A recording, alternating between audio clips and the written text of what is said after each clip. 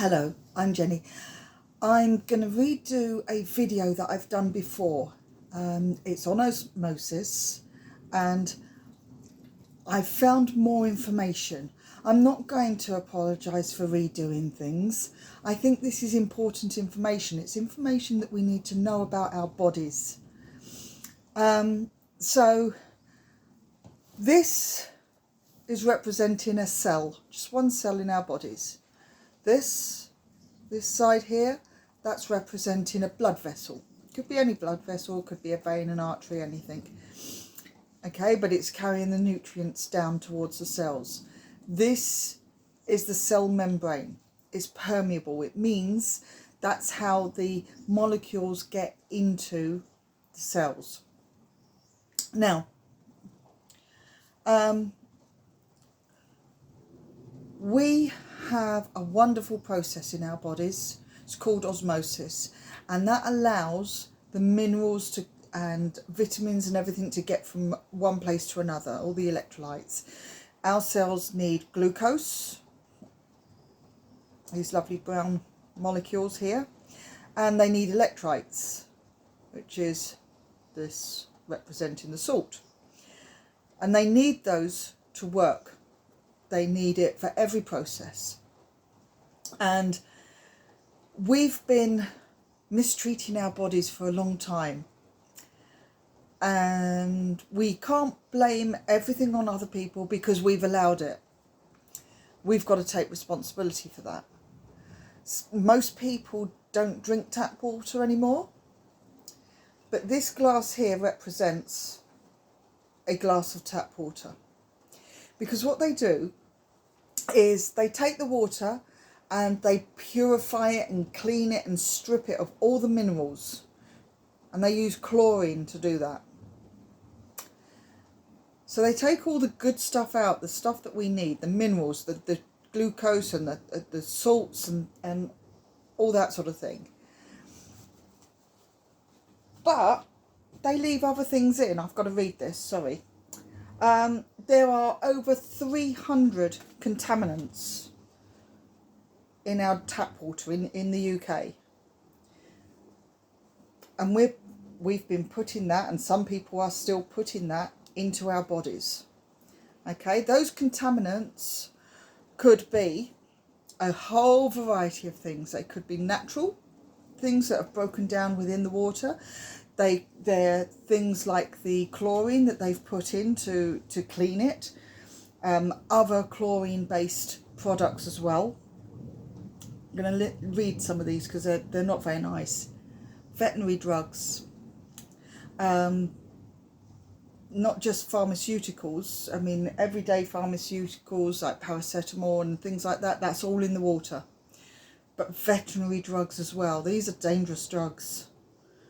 Herbicides and pesticides, which I think most people know about anyway, and obviously they put fluoride in deliberately, and fluoride was a waste product of making aluminium, and they found a way of telling everyone that it was good for their teeth, which is why they put it in the water, and they've made money out of something that was a waste product.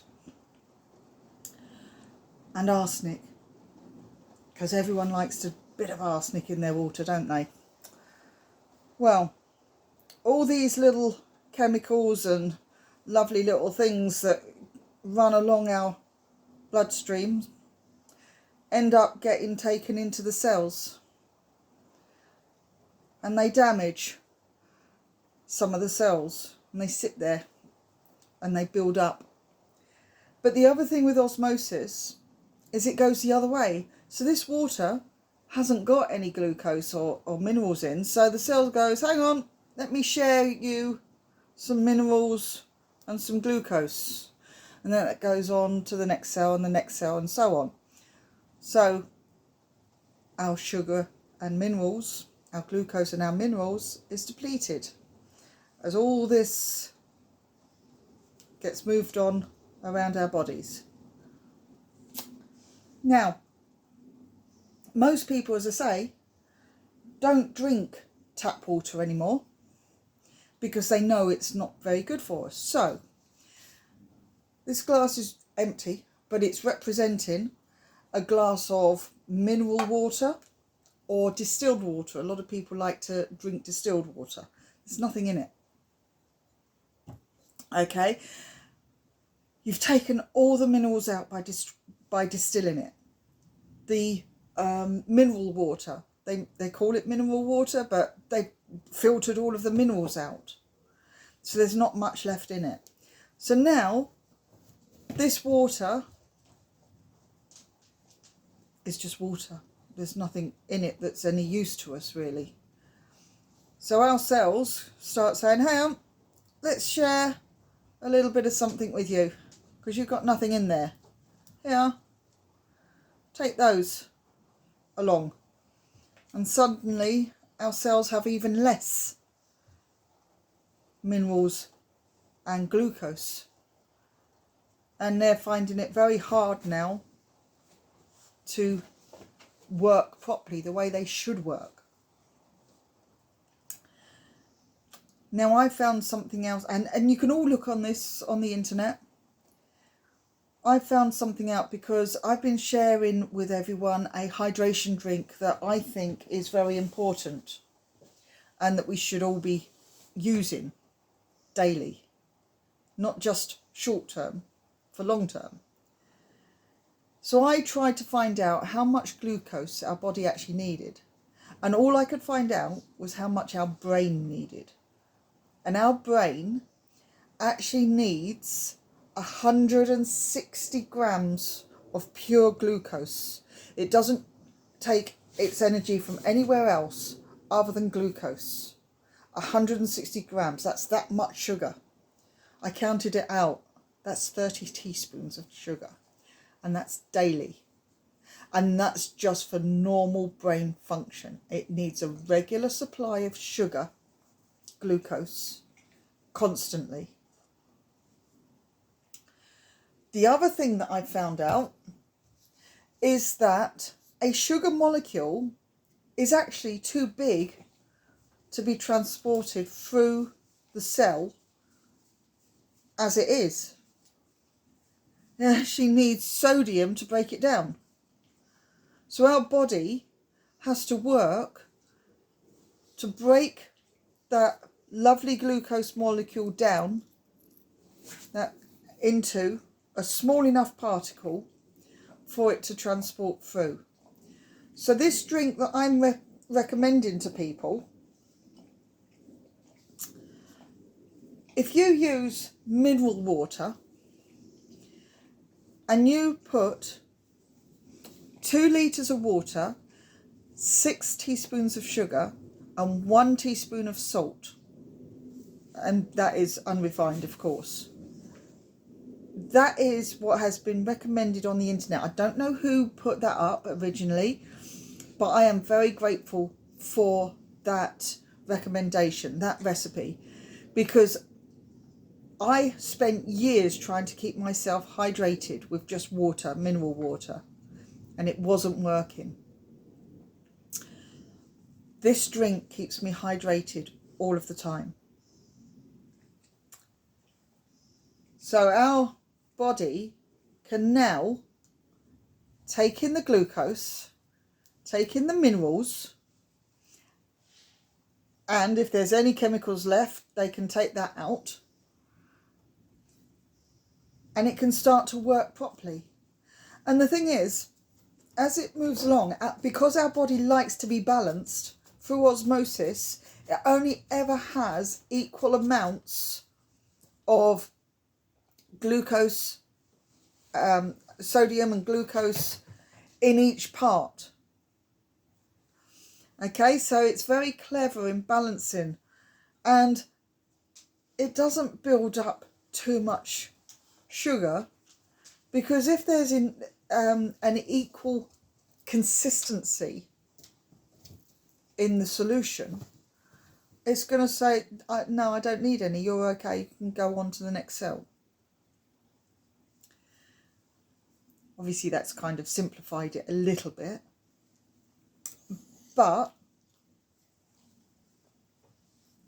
so many people are scared of the amount of sugar that I've stated. but you can look on the internet. These 2 bottles, sorry, do excuse me, I'm just messing about here. They are a litre each. I can easily get through 3 of these bottles in a day, and that still isn't enough to feed my brain. Remember how much sugar is needed? Okay, that's 30 teaspoons. That's how much we need. In these 2 bottles, there's only 6 teaspoons. And that's just for the brain. What about the rest of the body? Right? All of your cells need to work properly. All I can do is urge people to stop putting the salt under the tongue and encourage you to try this drink, because it is the only way I've been able to rehydrate properly, and the only way that I know is because I've been testing myself for other reasons. And maybe you guys should research a little bit more. We're all so keen to just listen to somebody else, and I've been trying to give my research to you. I was going to put my links on here, but you know what? It's not my job to do the research for you. You have to do it yourself sometime as well. You have to take responsibility for your own health. You have to take responsibility for your own choices. All I'm trying to do is point out what sugar and salt does for us, and when it's used incorrectly, what it does to us.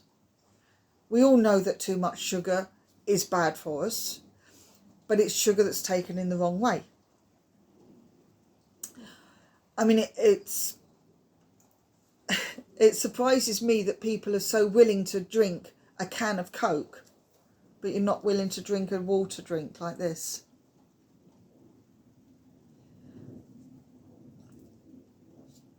Think about it. Take care of yourselves. Stay healthy and do your research.